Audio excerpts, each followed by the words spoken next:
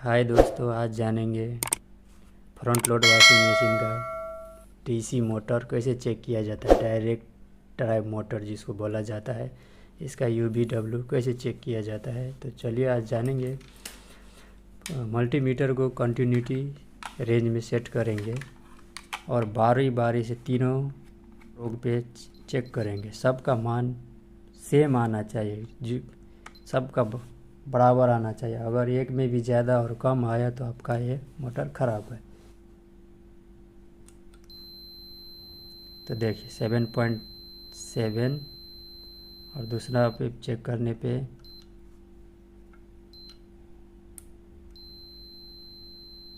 7.7 और तीसरा पे चेक करने पे 7.7। तो इस ऐसा आ रहा है तो हमारा ये डायरेक्ट ड्राइव मोटर सही है।